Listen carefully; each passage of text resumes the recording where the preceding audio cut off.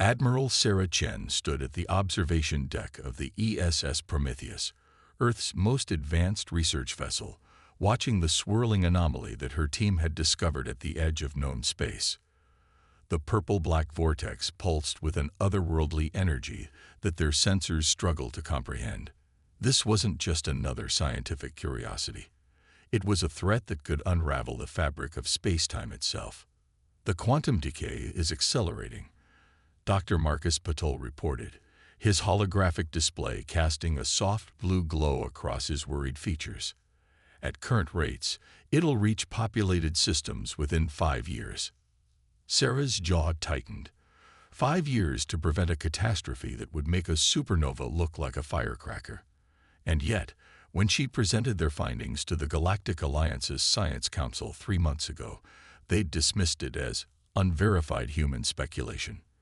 The door to the observation deck slid open with a soft hiss. Captain David Rodriguez, her second in command, entered with a grim expression. "Admiral, we've got a problem. Alliance peacekeepers are approaching. They're demanding we cease all research activities in this sector." Sarah turned from the viewport, her expression hardening. "On what grounds?" "They're citing Regulation 47B. Apparently, our quantum scanning technology exceeds their approved power limitations for civilian research vessels." A bitter laugh escaped Sarah's lips. "Civilian? This ship has more firepower than their entire patrol fleet." She paused, considering their options. "How long until they're in range?" 20 minutes at their current speed." Sarah walked to the command console, her movements deliberate. The Alliance had been trying to contain humanity's technological advancement for decades, hiding behind regulations and traditions. But they'd never faced a threat like this before. "Send an encrypted burst transmission to Earth Command. Include all our sensor data and simulations. Then activate the Prometheus protocol." David's eyes widened. "Admiral, that's a direct violation of at least 6 Alliance treaties. The treaties that prevent us from saving billions of lives." Sarah's voice was steel. "Command authorized this contingency 3 months ago. It's time to show the Alliance exactly what humanity can do when we stop playing by their rules." Across the ship, hidden systems began to power up. The Prometheus's seemingly civilian exterior rippled as advanced metamaterial camouflage deactivated, revealing sleek weapon arrays and experimental shield emitters that the Alliance didn't even know were possible. "Message away," David reported. "Earth Command acknowledges." "There?" He paused, checking the decoded response. "They're implementing Case Omega across all human space."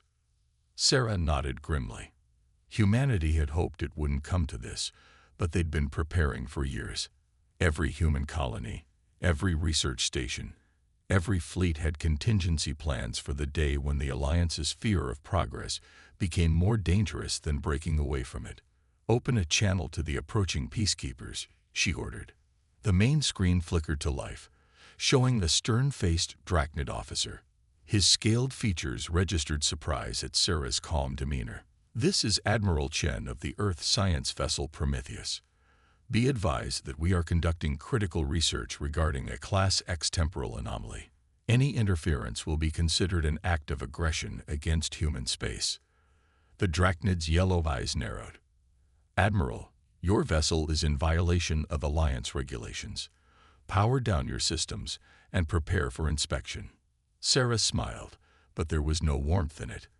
"I don't think you understand. We're not asking for permission."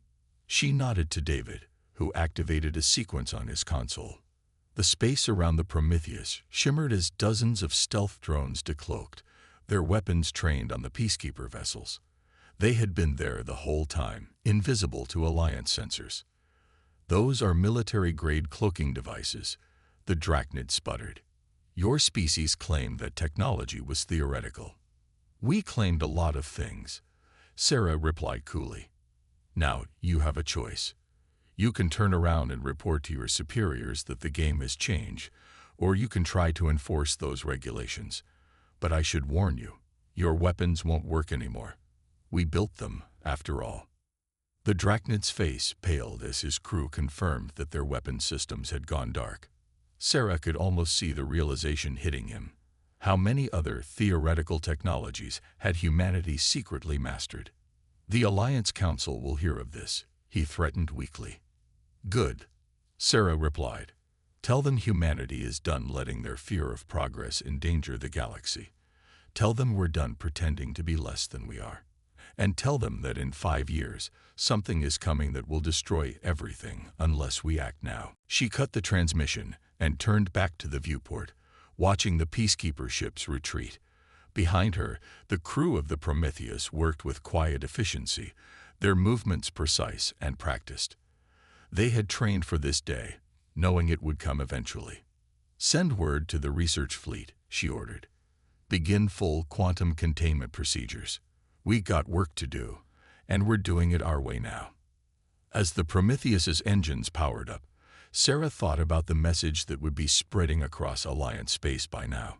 Humanity was done playing by their rules. The real question was, how many other species would realize they could stop playing too? Director Elena Santos walked through the hidden shipyards of Titan Base, watching massive vessels take shape in the vacuum above Saturn's largest moon. For decades, humanity had maintained this facade of compliance with Alliance restrictions while building something far greater in secret. Status report. She called out to her chief engineer, Maya Harrison, who was overseeing the final touches on their newest creation. The Hyperion-class vessels are ready, Maya replied, her dark eyes gleaming with pride. Quantum drives, neural interfaces, and molecular fabricators all operating at peak efficiency. The Alliance still thinks we're decades away from any of these technologies. Elena nodded, reviewing the holographic readouts floating before her. 30 ships, each capable of outrunning, outgunning, and outthinking anything in known space. But more importantly, each equipped with the tools needed to study and contain the growing quantum anomaly that threatened the galaxy. Her comm unit chimed with an encrypted message from Earth Command. Case Omega is in effect. Execute Phase 2. It's time, Elena announced to her staff. Begin awakening the Sentinel networks. Across human space, hidden installations hummed to life. Defensive platforms that had masqueraded as communication relays revealed their true nature. Quantum communications arrays that the Alliance had dismissed as theoretical research projects activated, connecting every human world in an instantaneous network that made traditional FTL communications obsolete. On Mars, Governor James Chen, Admiral Chen's brother, stood in the control center of humanity's largest hidden project. The massive underground facility housed the Nexus, a quantum supercomputer that had been secretly coordinating human technological development for the past 15 years. Begin full spectrum analysis, he ordered. Show me everything. The Nexus's displays filled with real-time data from across the galaxy. Alliance fleet movements, trade routes, communication patterns, everything humanity had been quietly monitoring while playing the role of the compliant younger species. Sir, his aide reported, we're detecting increased chatter from the younger Alliance members. The Arcturus Confederation and the Centauri League are already reaching out through back channels. They want to know if the rumors are true. James smiled. They had expected this. The younger species had always been more receptive to human ideas, more willing to embrace progress. They had been quietly cultivating these relationships for years, preparing for this moment. Send them the technical package, he ordered. Show them what real cooperation looks like. In the asteroid belt, Dr. Isabella Martinez supervised the activation of the quantum shielding network. Thousands of seemingly innocent mining platforms revealed their true purpose, generating an interlocking web of defensive fields that could protect all of human space from any known weapon. The Alliance never understood. She mused to her assistant. They thought restricting technology would keep everyone safe. All it did was leave them vulnerable to real threats. Her console lit up with incoming data. The quantum anomaly was growing faster than predicted. They had even less time than they'd thought. We need to move faster, she declared. Begin Phase 3 ahead of schedule. On Earth, in the depths of the Himalayan Command Center, General Michael Chang watched as humanity's hidden fleets emerged from their camouflaged bases, ships that had posed as cargo vessels, research stations, and orbital habitats revealed their true forms. All fleet commanders report ready, his tactical officer announced. The Alliance still hasn't detected our mass movements. They're still using the sensor technology we sold them, Michael replied with a grim smile. They see exactly what we want them to see. A priority message flashed across his screen. Admiral Chen's report from the quantum anomaly. The threat was accelerating, but now humanity could finally bring its full capabilities to bear on the problem. Send word to all commands, he ordered. Implementation of final protocol is authorized. It's time to show the galaxy what humanity can really do. Across human space, billions of citizens watched as their leaders announced the truth. The carefully maintained illusion of technological compliance fell away, revealing a civilization that had advanced far beyond Alliance restrictions. But in her office at Titan Base, Alina Santos knew this was just the beginning. The quantum anomaly wasn't just a threat. It was a test. Would the galaxy finally learn to embrace progress, or would they cling to their fears until it was too late? Maya, she called to her chief engineer, begin powering up the dimensional arrays. If the Alliance won't help us save the galaxy, we'll do it ourselves. As humanity's hidden strength emerged into the light, Alina couldn't help but wonder how many other species would seize this moment to break free from the Alliance's stagnation. The revolution wouldn't just be in technology. It would be in the very way civilizations thought about progress itself. High Counselor Vexterra of the Galactic Alliance stood in her private chambers aboard Unity Station, watching the economic reports scroll past with mounting horror. Just 3 days after humanity's revelation, the carefully maintained order of the Alliance was unraveling. The Arcturus Confederation has officially withdrawn from the Alliance. Her aide, Creevil, reported. They've already signed independent treaties with Earth. The Centauri League and 7 other younger member species are preparing similar announcements. Vexterra's iridescent scales darkened with stress. The Alliance had ruled through careful control of technology and trade for 10,000 years. Now that control was slipping through their fingers like stardust. "Show me the industrial sectors," she commanded. The holographic display shifted, revealing widespread manufacturing failures across Alliance space. Automated systems, supposedly built to Alliance specifications, were shutting down or operating at minimal capacity. Human-designed components that everyone had thought were simple mechanical parts were revealing themselves to be far more sophisticated and far more essential. In the Drachnid shipyards of Sector 7, Chief Engineer Koldak faced a mutiny. His workers had discovered that their most advanced ships were decades behind what humans had been secretly building.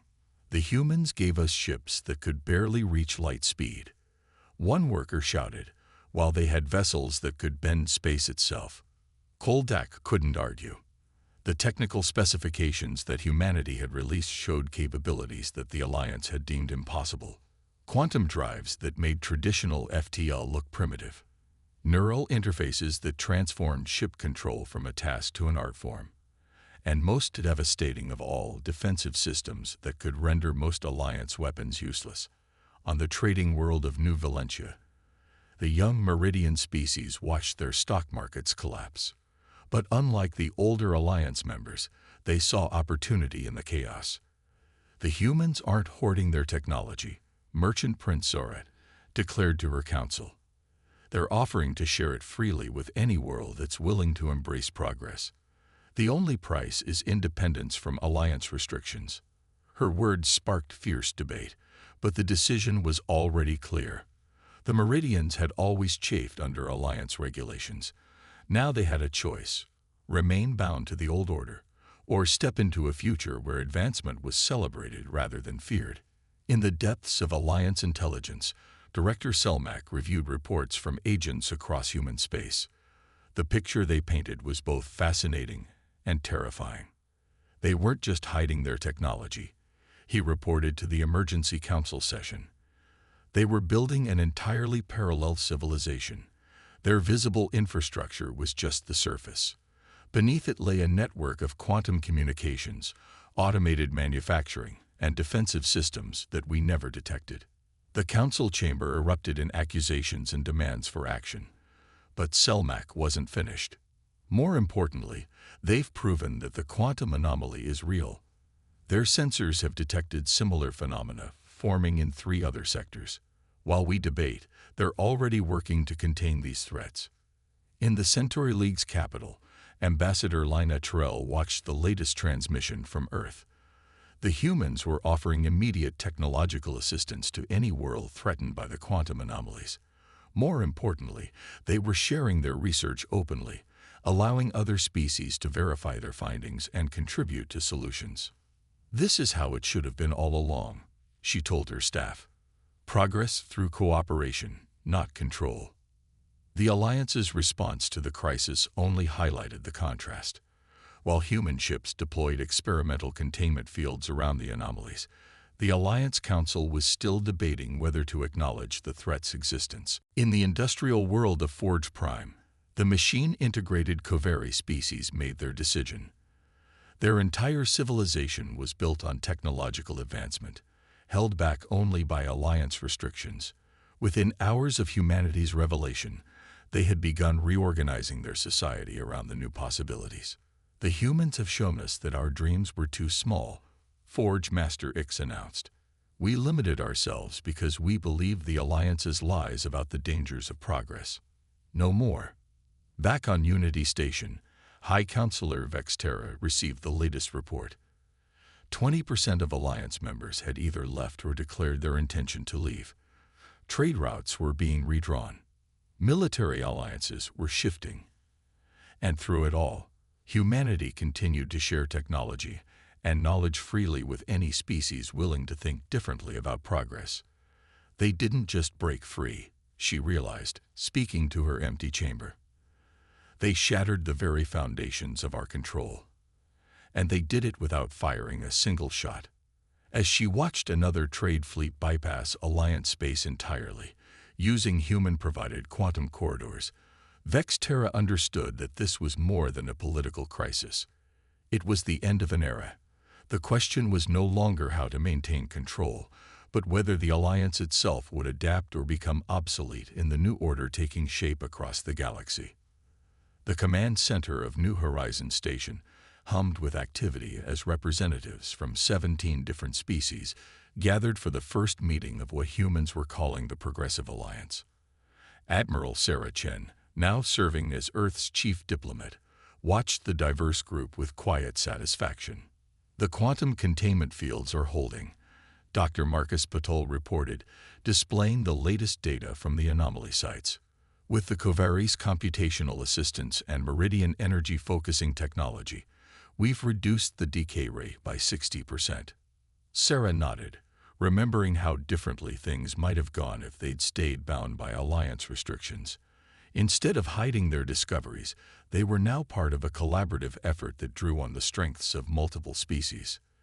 The Arcturus representative, a crystalline being named First Light Breaking, chimed in with harmonics of excitement.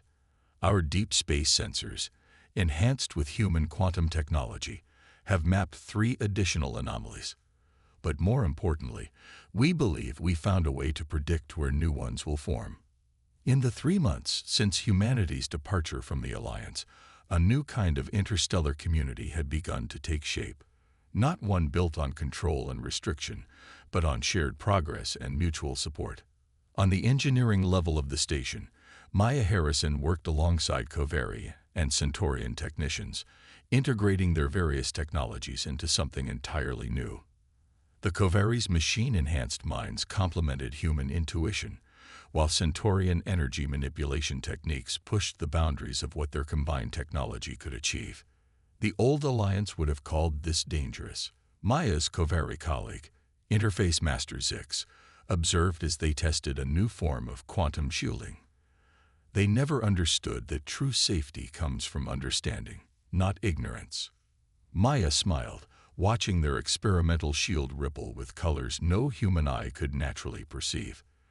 That's why we hid our advances for so long. We knew they'd try to stop us from developing the tools we'd need when real dangers emerge. In the diplomatic wing, Elena Santos met with representatives from species still formally part of the Alliance. They came in secret, through quantum-shifted corridors that the Alliance couldn't detect, seeking a different path forward. "Your people's ship mines?" a Drachnid captain asked, his scales shifting with barely contained enthusiasm. "They're not simply artificial intelligences, are they?" "No," Elena confirmed.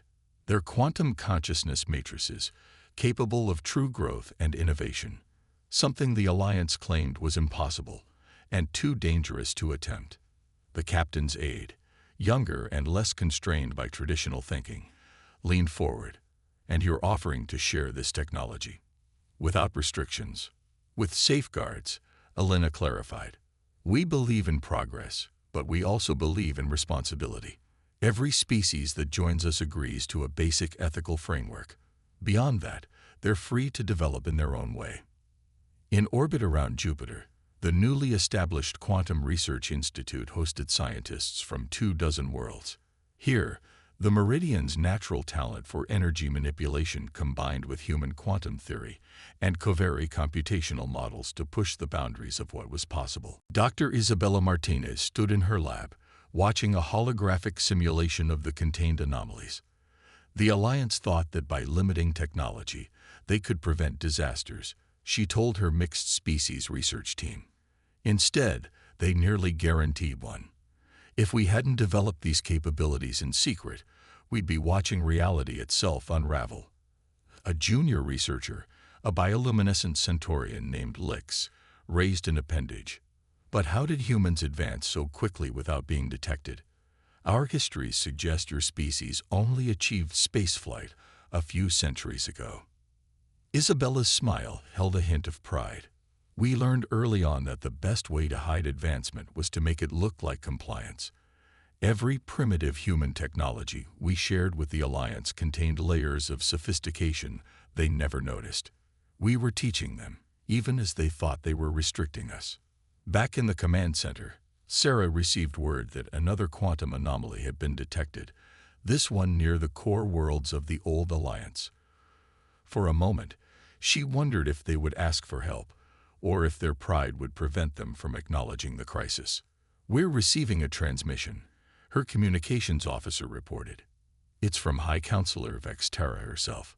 The Alliance leader's image appeared on the main screen, her scales a complex pattern of distress and determination. "Admiral Chen," she began, then paused, seeming to struggle with the words. "The Alliance requests assistance with a quantum-level event in the core systems." Sarah kept her expression neutral, though inside she felt a glimmer of hope. Perhaps the old guard could learn after all. "Of course, Counselor. We'll dispatch containment ships immediately. And if you're willing, our scientists would be happy to share their research on preventing future anomalies." As the transmission ended, Sarah turned to the assembled representatives of the Progressive Alliance. "This is how change really happens," she said quietly. "Not through force or control, but by showing a better way forward, even if it takes time for others to see it." Around her, humans and their new allies continued their work, building not just technology, but a new kind of future, one where progress served life rather than fear controlling it. 1 year after humanity's departure from the Alliance, the galaxy had transformed in ways few could have imagined. The massive chamber of New Horizons Station hosted a gathering unprecedented in galactic history.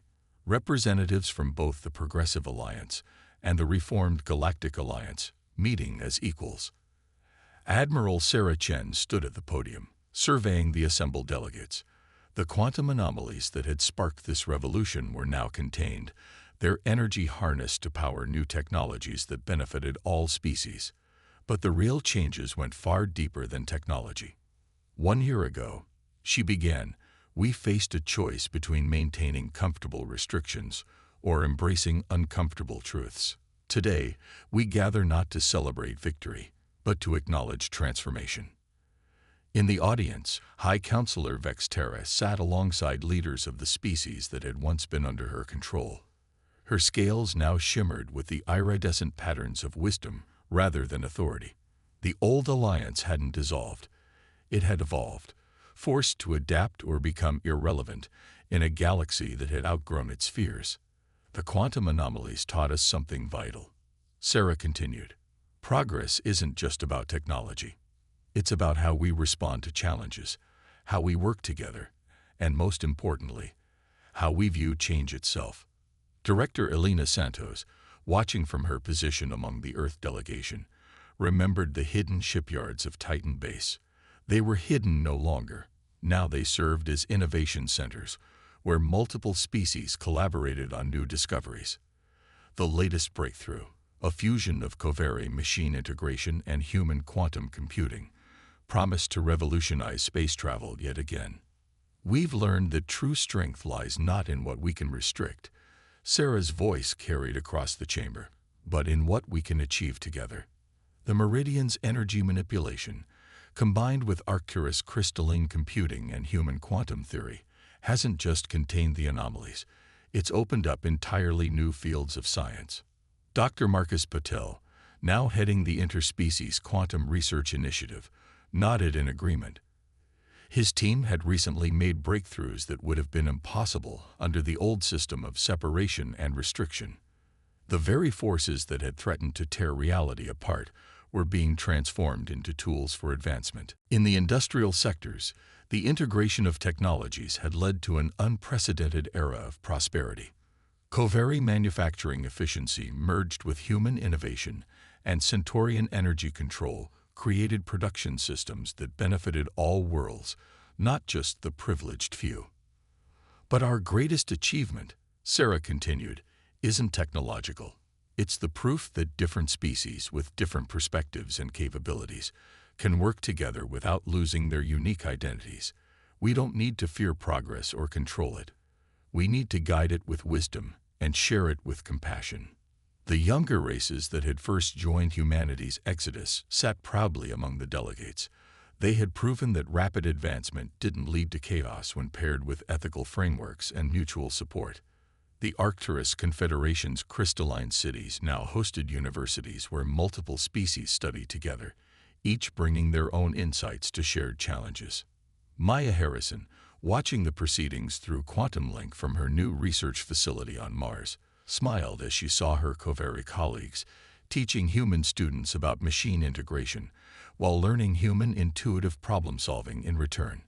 The boundaries between species were blurring, not through loss of identity, but through mutual enhancement.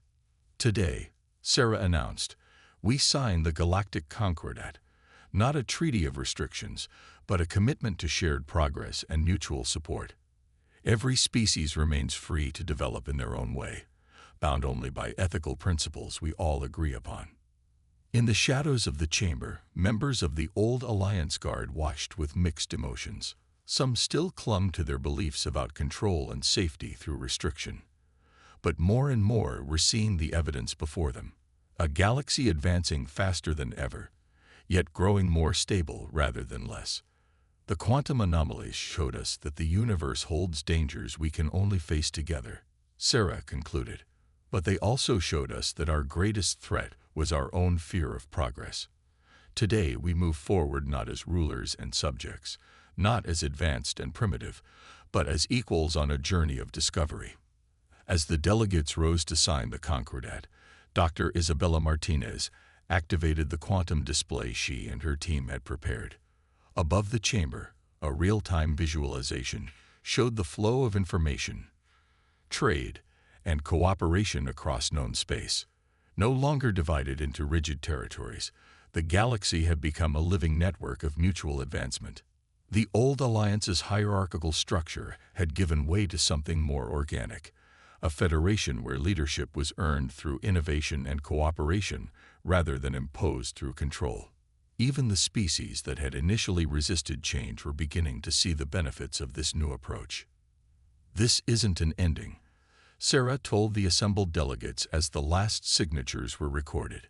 It's barely even a beginning. The universe is vast, and we've only started to understand its mysteries.